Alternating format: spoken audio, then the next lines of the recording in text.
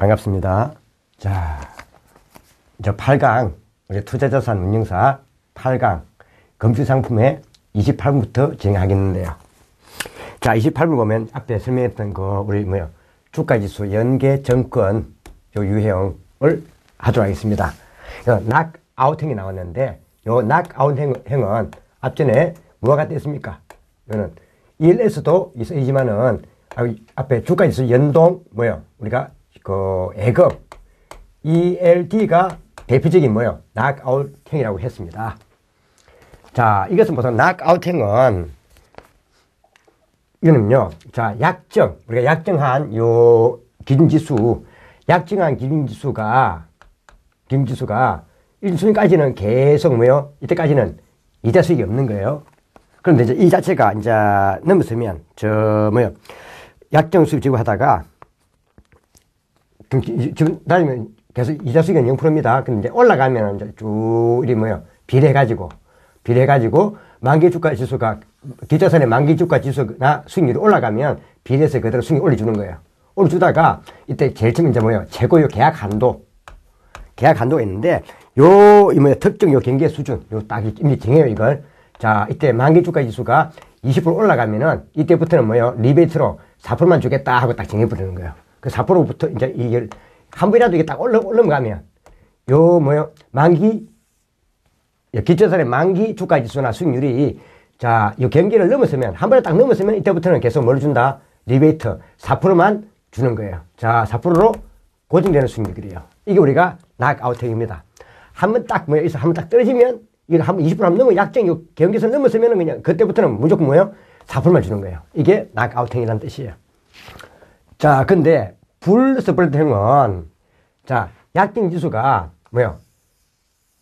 약정 지수보다 만기 주가 지수나 기초산의 만기 주가 지수가 이거보다 낮으면 이자 수익은 없는 거예요. 수익 0%다가 이게 어느 선까지 이제 이게 쭉 올라갑니다. 올라가다가 정한 요 경계선 이상이 되면은 이때부터는 올라가는 것이 아니라 그냥 요 7% 그대로 제일 높은 수익률로 7% 그대로 계속 주는 것이 이게 불스프레드행이라는 거예요. 근데 컨버스는 리버스가 여기 거꾸로 한다면 거꾸로 하는 거예요. 그래서 지금 이제 수익률이 20% 높으면 그냥 7% 주는 거예요. 주다가 이제 나중에 이게 요 기초산의 만기 주가 지수가 이렇게 떨어지면 쭉 내려가요. 내려가는데 나중에 요 5% 이하가 되면 우리 원금 손실이 발생하는 거예요. 그래서 우리가 원금 손실이 발생할 수 있는 가능성은 원금 손실 발생이 가능한 것은 리버스 컨버티블 행위입니다. 그래서 이거는 리버스가 역으로 가는 거니까 손해볼 수 있다. 이때 이 5% 되는 요 수준, 그죠? 약정 지수가 딱 5% 되면은, 만기주가 지수가 약정 5% 되면은, 이때가 우리가 손익분기점이 되는 거고요. 손익분기점. 이때가 손익분기점이 되고,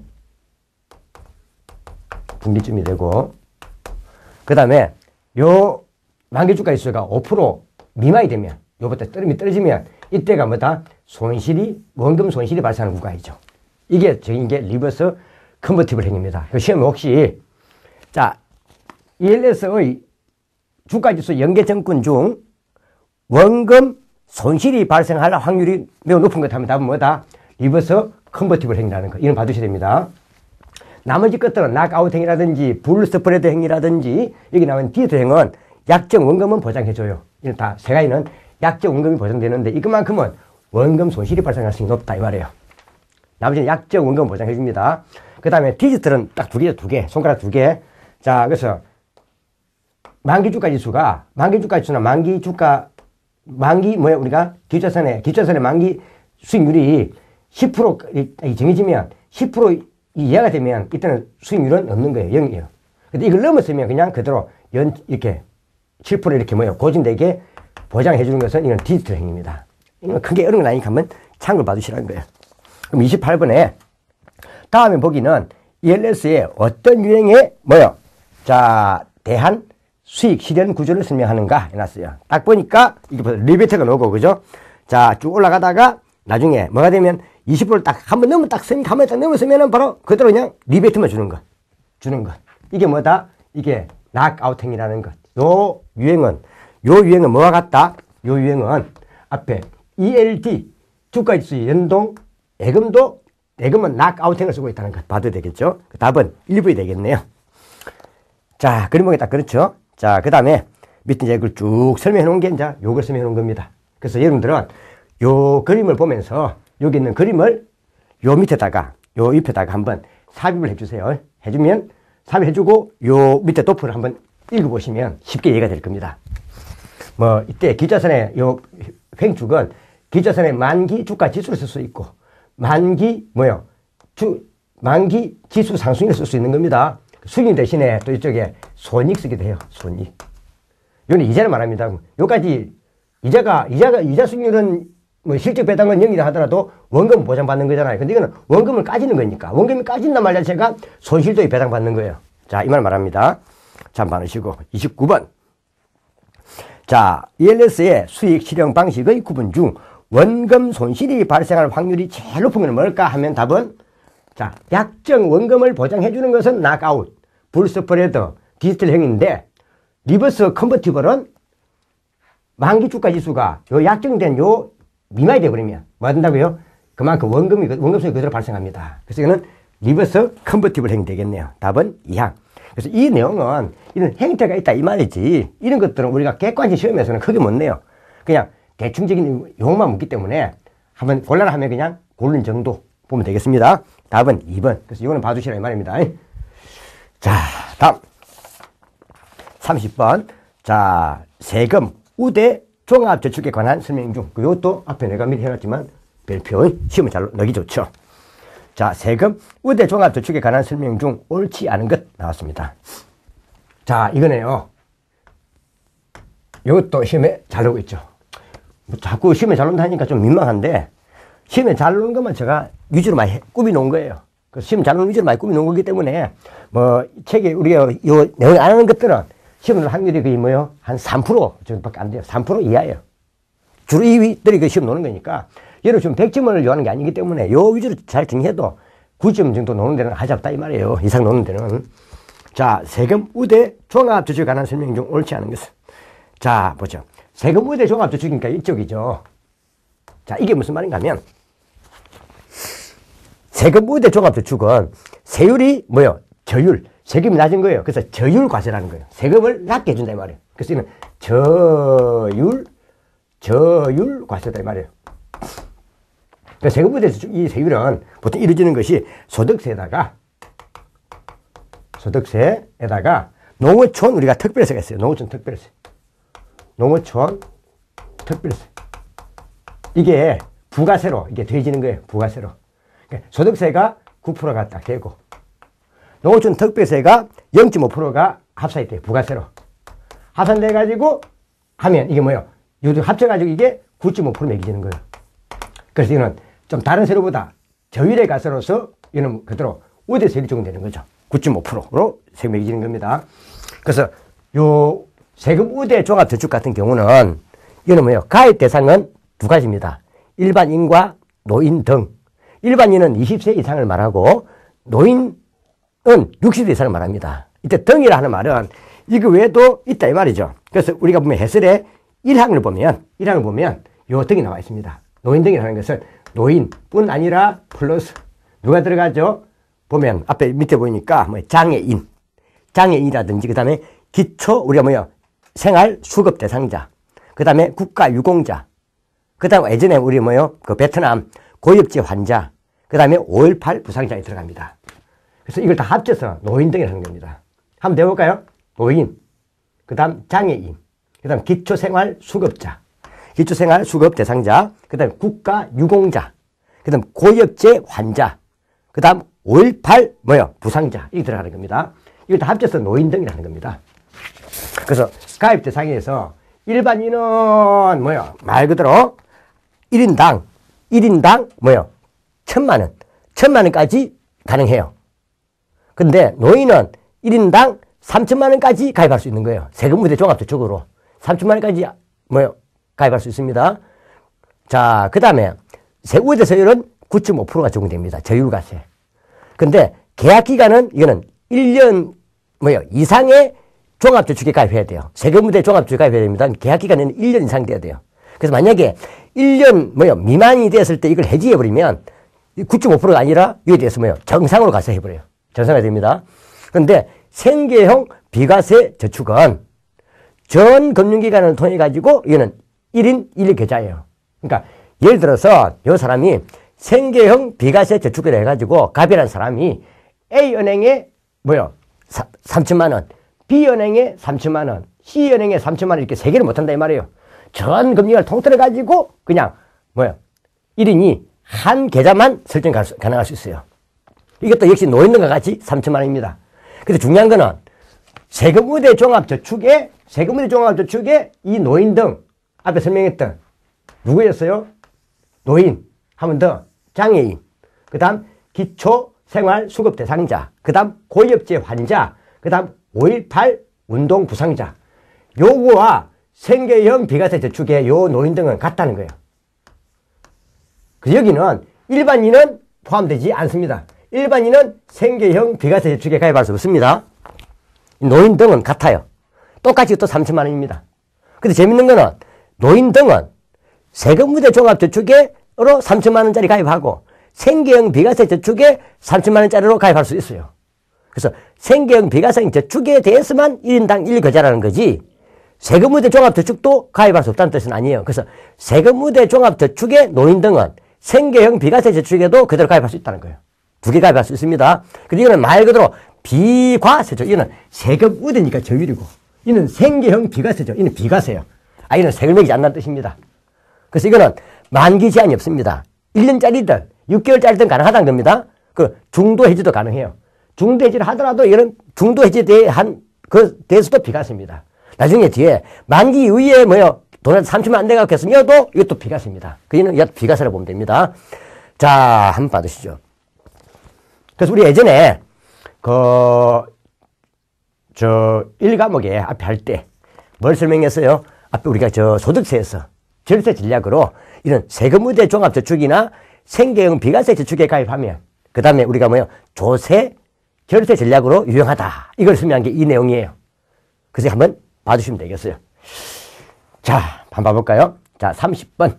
세금우대 종합저축에 대한 설명 중 옳지 않은 것은 자, 밑에 1항 가입 당시 저축자가 세금우대 적용 신청을 해야 됩니다. 이거 세금우대 종합저축으로 가입하겠습니다 하고 신청을 해야 됩니다.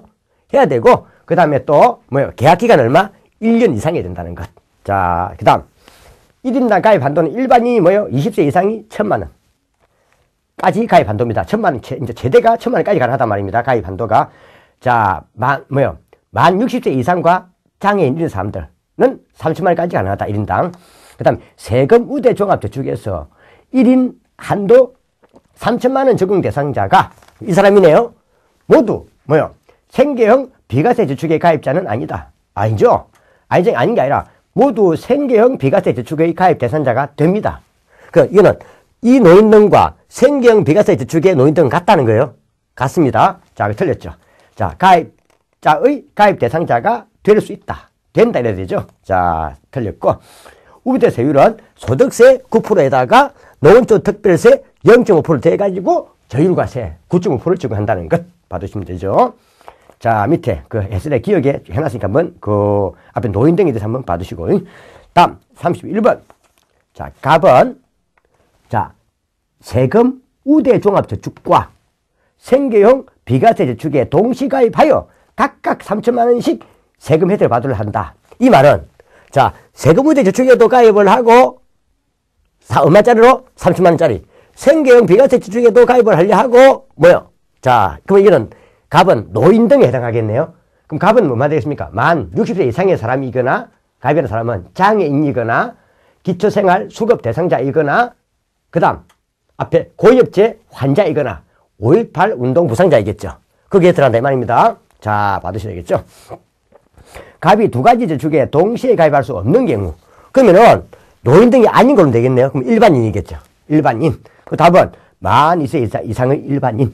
만 20세 이상의 일반인은 세금 우대 종합저축의 대상자는 되지만 생계형 비과세 저축의 대상자는 될 수 없다는 것. 자, 한번 봐두셔야 되겠죠. 답은 1번이 되겠네요. 근데 이번에 만 60세 이상의 독신녀니까 뭐 이것도 뭐요? 만 60세 이상이죠. 노인이네요. 노인. 그 다음 기초생활수급 대상자 가능하고 5.18 민주화 운동 부선자 가능하고 이외에도 고위험체 환자도 가능하고 한 개 더 장애인도 가능하고 그죠? 답은 1번. 자, 생계형 비과세 저축에 관한 설명으로 옳지 않은 것은 자, 이는 생계형 비과세 저축 옳지 않은 것은 자, 계약 기간은 1년 미만을 하든 1년 이상을 하든 아무런 제한이 없다. 그래서 생계형 비과세 저축은 만기에 제한이 없습니다. 그러나 세금의대 종합저축은 뭐예요? 만기가 1년 이상인 저축 상품이어야 됩니다. 자, 그 1항 하지 않고 이건 생계형 비과세 저축이니까 비과세 환돈 가입한 금융기관별로 A은행, B은행, C은행 안 됩니다. A 전국을 통틀어 가지고 금융기관 하나에 1인 1, 계좌만 가능합니다. 그래서 금융기관별로가 아니라 전 금융기관에 대해 1인 1, 계좌만 가능하다. 이래 되겠죠. 전체 금융기관을 통틀어 가지고 1인 1, 계좌만 설정할 수 있습니다. 자, 그리고 3천만 원 할 수 있다. 답은 2번이 틀렸죠. 이때 그때 해설이 있으니까 보고. 자, 중도 해지를 하거나 만기 후에도 비과세 혜택은 그대로 받을 수 있습니다. 말 그대로 비과세입니다. 이건. 자, 보험자 보호는 가입 대상 상품에 따라서 보호와 비보호가 달라질 수 있습니다. 그래서 이거는 모두 예금자 보호, 모두 예금자 비보호는 아니고 어떤 생계형 비과세 저축에 가입했냐에 따라서 달라진다는 거죠. 자, 이 말이죠. 자, 이제 33번. 자, 금융투자회사에 관련된 설명으로 옳지 않은 것은 이는 그대로 앞에 한 나온 내용 한번 그대로 읽어 나가겠습니다. 자, 금융투자회사는 자본시장에서 정권의 발행 주선, 정권은 뭐다? 주식이나 채권. 자, 그 다음 앞에 금융기관은 은행이죠. 은행은 예금이겠죠. 이는 주식이나 채권. 그 다음 발행 주식, 발행 주선, 발행 정권 매매를 중개하는 것을 주요 업무로 하는 회사를 말한다. 그대로 그냥 개념 잡아놓은 거네요. 그래서 금융투자회사에는 정권회사, 자산운용사, 그 다음에 투자자문. 투자자문에는 누가 들어가요? 투자자문에는 예를 들면 우리가 정권사, 투자자문, 자산운용사 등이 들어가겠죠. 자, 투자문. 그 다음 일임사. 투자자문 또는 일임사, 투자 일임사. 그 다음에 선물 중개사 등이 있다. 이게 예전에는 이걸 분리했는데 이 2009년 자본시장법이 생기면서 2009년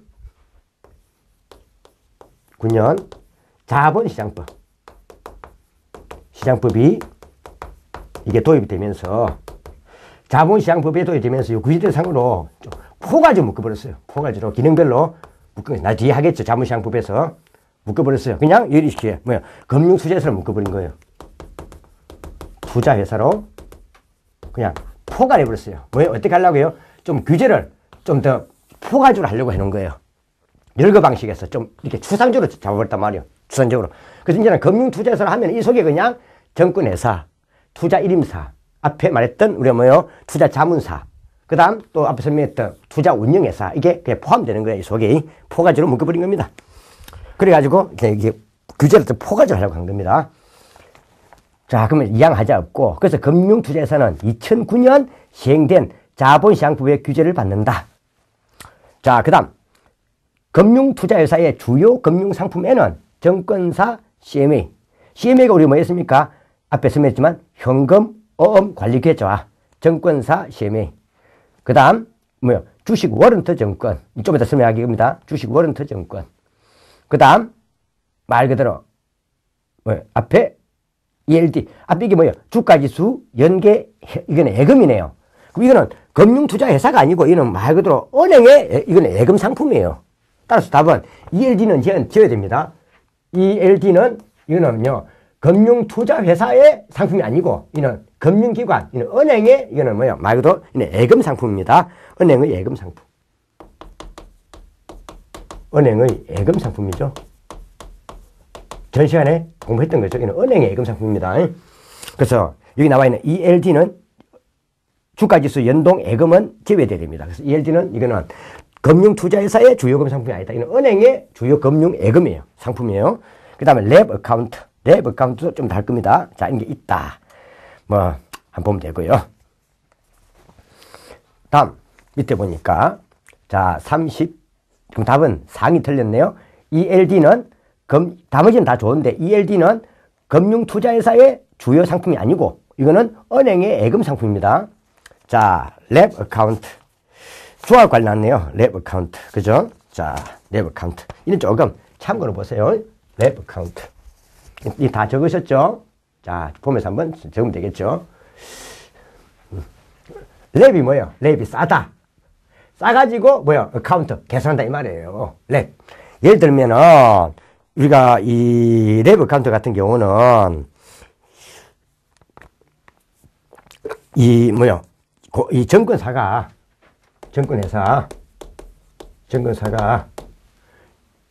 예를 들면, 우리가 A 자산, B 자산, C 자산, 이렇게 여러 개를 랩, 싼단 말이에요.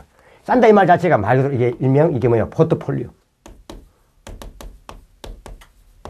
포트폴리오예요. 포트폴리오를 구성해가지고, 어떤 측면에서? 장기 측면에서 포트폴리오 구성해가지고 하는 거예요. 그래서 이게 말 그대로, 이게 쌌다 말 자체가 랩. 싸가지고, 만약에 이제 이게 가벼운 사람이 요 자산의 집합에 투자를 한단 말이에요. 갑이 투자를 하겠죠? 자, 갑이 투자자입니다. 그러면 여기에 투자한 말 그대로 자산의 잔고, 즉 운용 자산의 잔고. 요 투자했을 때 운용 자산의 요 잔고, 남은 잔고에다가 곱하기 요율을 적용하는 거예요. 요율을 곱해가지고 요 사람에게 수수료를 부과시키는 거예요. 를 부과하는 거예요.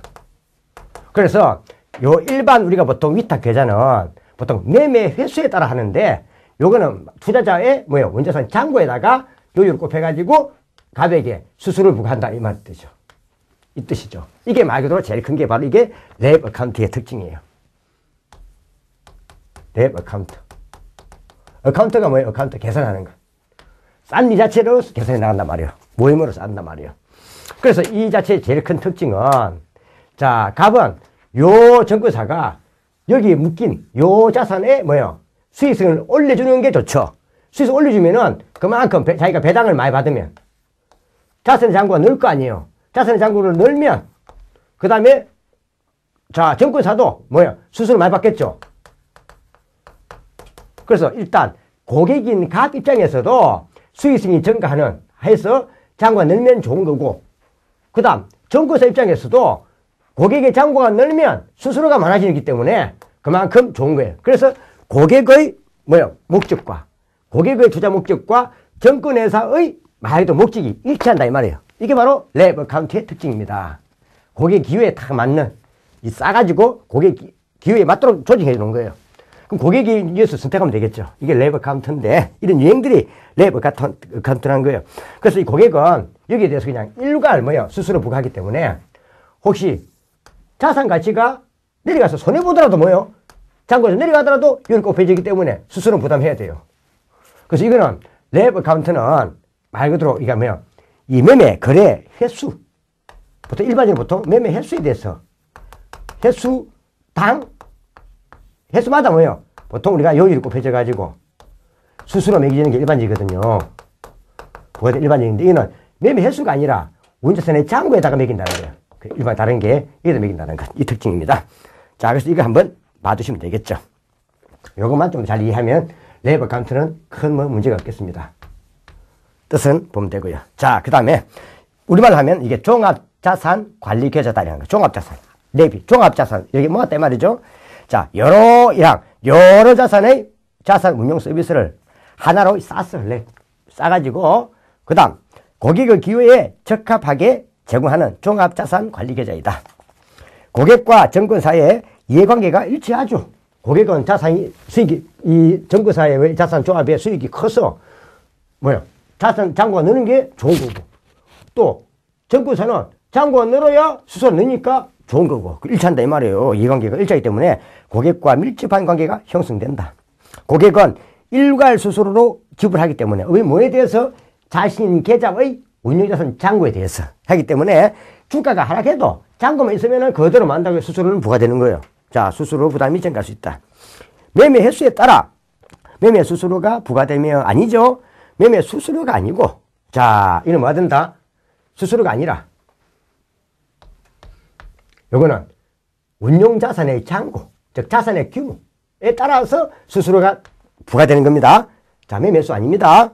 자, 그 다음 투자상담사의 회사에 대한 독립성이 강화된다. 이거는 장기적으로 보기 때문에 이는 증권사와 말 그대로 고객과의 사이가 되는 거예요. 이거는. 그래서 이는 그만큼 이 증권사 직원이 잘 한다 해서 되는 게 아니고 이는 내부 싸우기 때문에 같이 묶음을 하기 때문에 오히려 투자상담사의 회사에 대한 독립성은 떨어지는 겁니다. 떨어진다, 약화된다. 이래 되죠. 자, 그 답은 4번이 되겠네요. 4번. 자, 35번. 주식의 미래 가치에 투자하는 주식 워런트 증권에 관한 설명으로 옳지 않은 것은.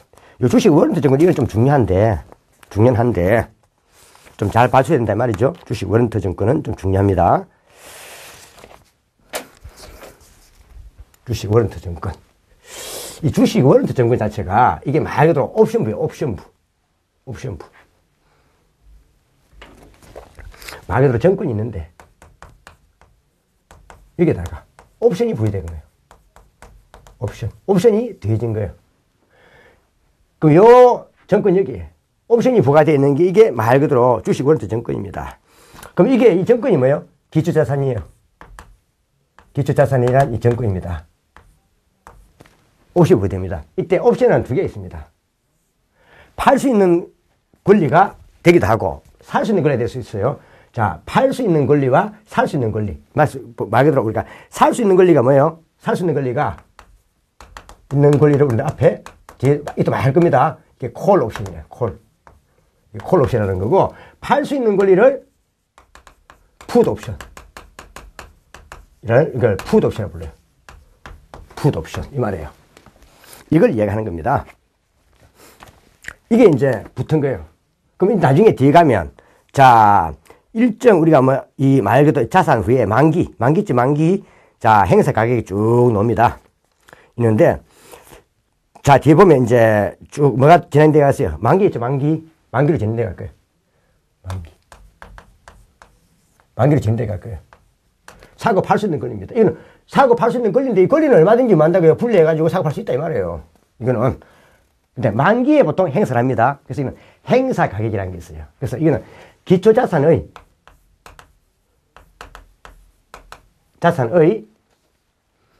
가치가 있고, 기초자산의 가치가 있겠죠. 자, 기초자산의 만기 가치가 있고, 만기 가격이 있을 거고, 그 다음 이걸 행사할 수 있는 행사 가격이 있을 거예요. 가격이 있을 거예요. 있겠죠. 행사가 있을 거예요. 자, 이래 봤을 때 지금 뒤에 보니까 기초자산의 만기 가격은 지금 현재 만약에 요 주 자체가 만약에 예를 들어서 이게 뭐야? 1,000원이에요, 1,000원. 예를 들어 200원이야 해봐요. 기초자산의 만기 가격이 1,200원 해봐요. 1,000원 해봐요. 1,000원. 합시다. 근데 행사 가격 자체가 만약에 지금 현재 이 사람이 지금 현재 행사 가격 자체가 만약에 두 개 봐볼까요? 행사 가격이 만약에 지금 현재 뭐 예를 들어서 800원 대가 있고 그 다음 1,200에 있다 해봐요. 이때 해봐요. 근데 이때 요거는 권리를 사고 판결을 말해요. 권리. 그래서 보통 이 권리는 요 옵션의 권리는 보통 한 주당 보통 1,000원 전후해요. 1,000원. 1,000원 전후를 해요.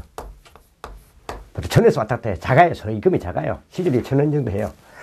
자, 근데 이건 좀 헷갈리겠네. 그냥 이거 갖다 우리가 만 원 해볼까요? 만 원. 이거 해볼까요? 만 원. 이거는 12,000원 해볼까요? 헷갈리니까 이거 하고 해봐요. 자, 12,000원, 12,000원 해봐요. 이거는 8,000원. 그죠? 이 잡아야 되겠네요. 8,000원 해봐요. 자, 지금 이제 내가 이거 행사할 수 있는 건 항상 이 가격이에요. 이 가격이 우리 행사 가격이에요.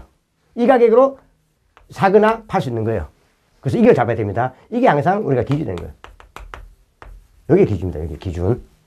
자, 살 때는 어떻게 사야 돼요? 살 때는 싸게 사가지고 싸게 사야 되죠? 그럼 이 사람은 살 때는 뭐요? 팔 때 살 수 있는 거예요. 그럼 이거는 뭐 한다고요? 1,000원에 팔 수 만에 팔 수 있겠네요? 그럼 벌써 2,000원밖에 이익이 생기잖아요. 2,000원 이익이 생긴단 말이에요. 그럼 이러한 뭐요? 옵션이 있다면은 사람들은 이 옵션을 사가지고 자기 또 2,000원만큼 이익 나기를 하겠죠. 매매 차이. 그럼 이래서 이 경우 같은 경우는 옵션 가치가 올라가는 거예요. 이게 바로 콜 옵션이라는 거예요. 콜 옵션. 콜 옵션을 사람들이 실행한단 말이에요. 실행하기 때문에 콜 옵션의 수요가 증가해서 요 자산의 가치가 올라간단 말이에요. 그래서 콜 옵션의 가치가 올라가는 것은 언제다? 싸게 살 수 있는 경우. 콜 옵션을 살 수 있는 거니까 자, 기초 가격보다 기초산의 만기보다 싸게 살 수 있는 경우예요. 그래서 이는 싸게 살 수 있는 경우. 그러니까 싸게 살 수 있는 경우예요.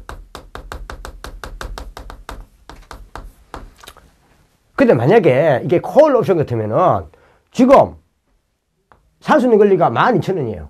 근데 이거 지금 현재 가격이 10,000원이에요. 그럼 누가 이걸 하겠어요? 차라리 살려면 10,000원짜리 사지. 그래서 이때는 콜 옵션 같은 경우는 만기 가격보다 행사 가격이 더 크면 행사를 포기하면 되는 거예요. 이때는 행사를 포기한단 말이에요. 이때는 행사를 포기하는 거예요. 행사 안 하면 돼요. 포기해버리면 자신은 만다고 처음에 요 일주당 산 거, 요것만 손해보면 되는 거예요. 그래서 이거는 처음에 말 그대로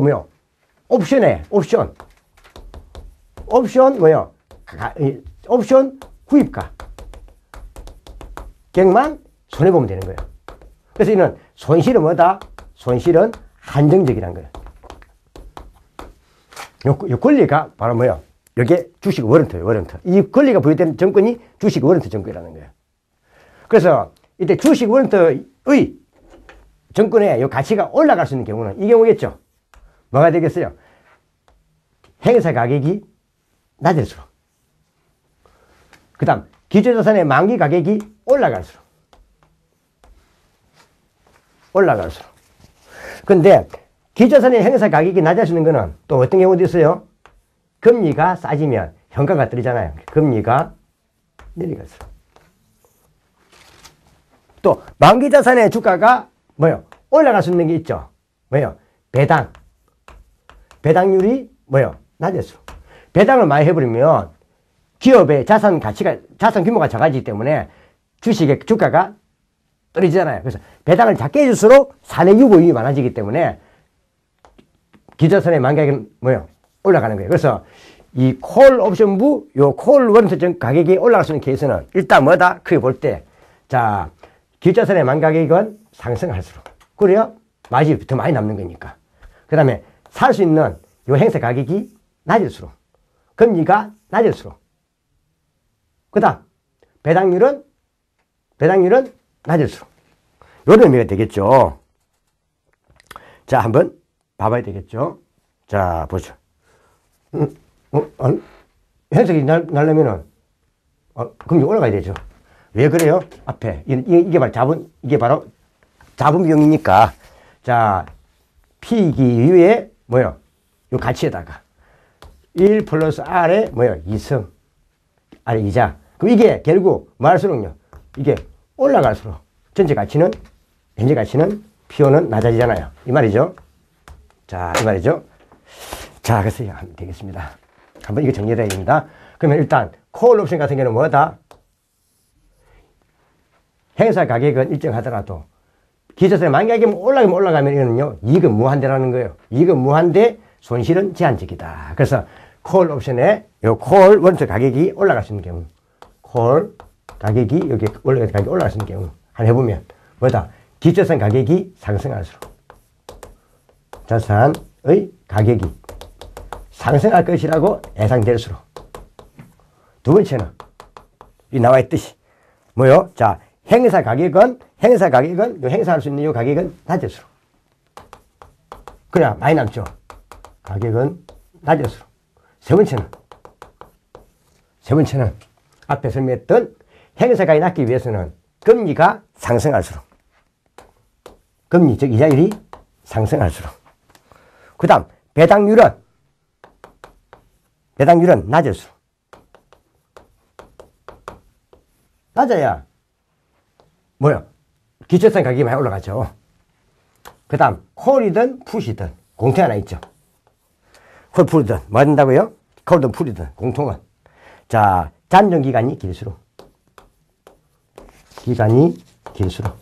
그 다음에 가격 변동성이 클수록, 가격이 막 바뀌는 변동성이 클수록,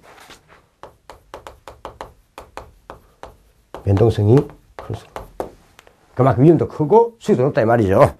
자, 풋옵션과 콜옵션, 풋옵션은 살 수 있는 거니, 풋옵션 팔 수 있는 거니까 풋옵션 이게 좋죠. 그죠? 행사가 높을수록. 그럼 자기는 얼마 되겠어요? 결국 10,000원짜리를 12,000원에 팔 수 있는 거잖아요. 그 2만 이익 났잖아요. 그래서 풋은 반대로 보면 돼요. 팔 수 있는 거니까. 그러니까 우리 흔히 말로 뭐 한다고요? 싸게 사서 콜, 비싸게 판다. 기준이 요거다. 그래서 이는 싸게 사서 비싸게 판다. 이거 보면 되죠. 자, 35번. 주식의 미래가치에 투자는 주식 월드증권에 관한 설명으로 옳지 않는 것은, 주식 월드증권이란 개별 주식 또는 주가지수와 연계해서 미래의 매매 시점과 가격을 딱 정합니다. 미래의 매매 시점과 가격을 이렇게 딱 정한단 말이에요. 이렇게. 이게 뭘 정한다? 이게 행사 가격이겠죠. 미래에 얼마요? 8,000원에 내가 이걸 살 수 있다. 또는 8,000원에 팔 수 있다. 살 수 있다고 정하면 이런 뭐다? 콜 옵션. 콜 워런트 증권이고, 가격이고, 워런트 가격이고, 팔 수 있다면 풋 워런트겠죠. 자, 정한 뒤 약정된 방법에 따라 해당 주식을 사거나 콜, 팔 수 있는 권리. 팔 수 있는 거는 뭐다? 풋. 권리가 뭐다? 옵션. 이게 주어진 증권을 말한다.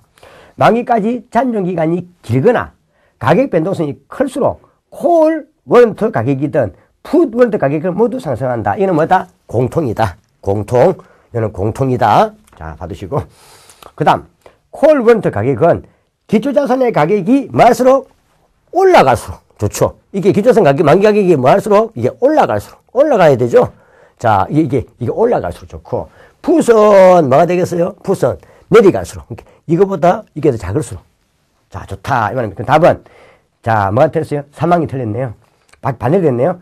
콜 워런트 가격은 기초자산 가격이 상승할수록, 풋 워런트는 기준 가격이 하락할수록 이 크게 내려야 되겠죠. 다음 4번.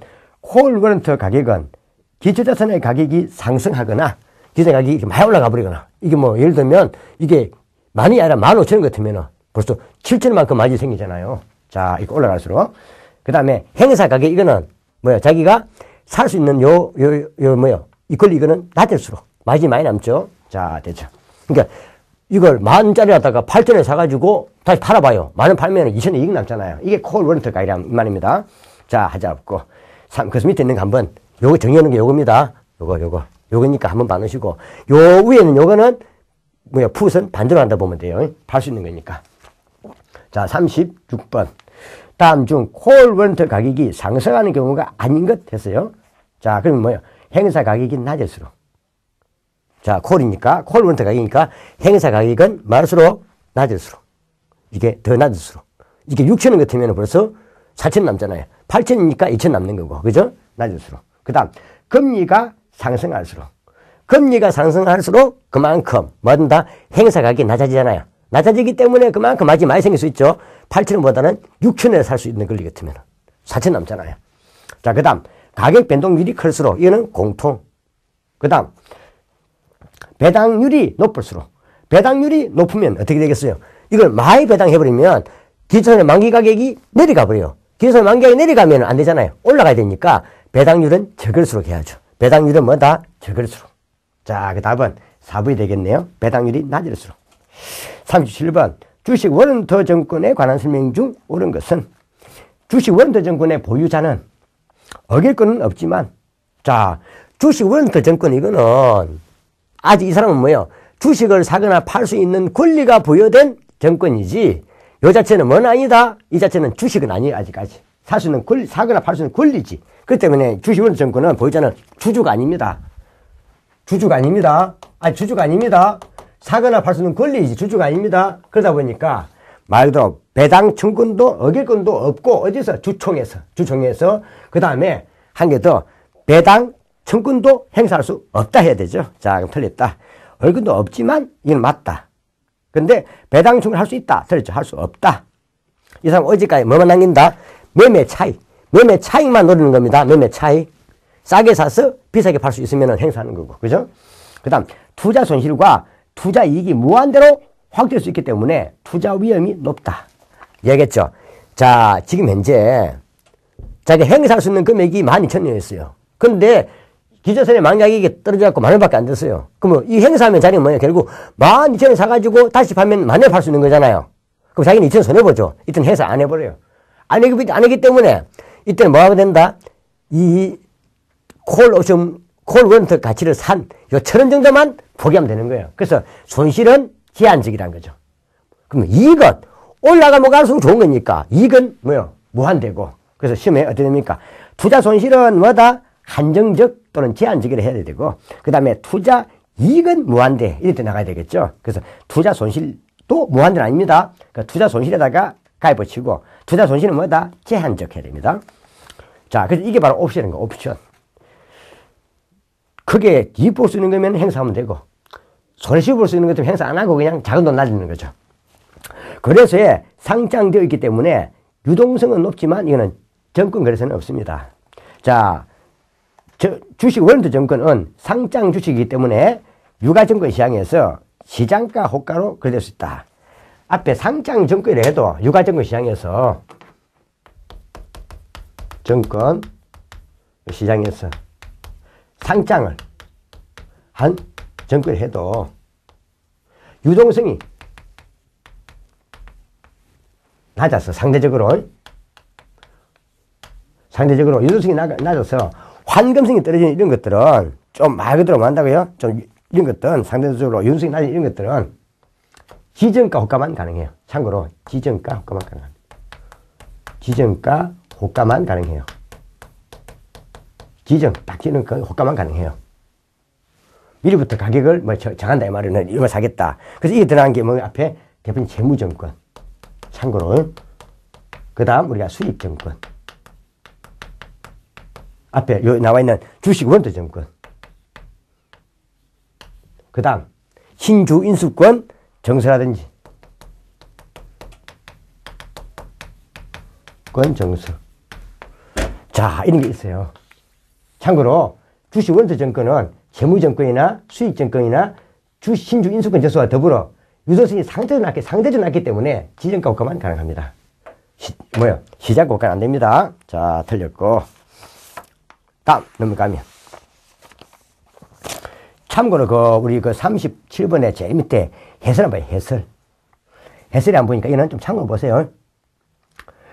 주로 보니까 기초자산이 나오는 게 우리가 보통 예를 들면 기초자산은 여기 나와 있는 이거는 주로 기초자산은 주로 앞에 정권은 코스피 100이나 코스피 200 또는 주식 바스켓 이런 걸 하고, 이걸 발행할 수 있는 사람은 장외 파생 상품의 인가를 받은 금수재산입니다.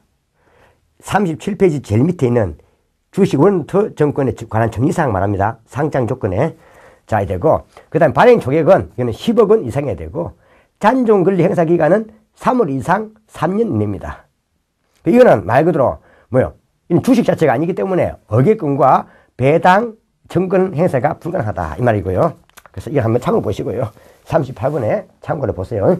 자, 요건에 옳지 않은 것은 발행자는 장외 파생상품 인가를 받은 금융투자사야 되고, 잔존 권리 행사 기간은 최소 3개월 이상, 최대 3년 이내.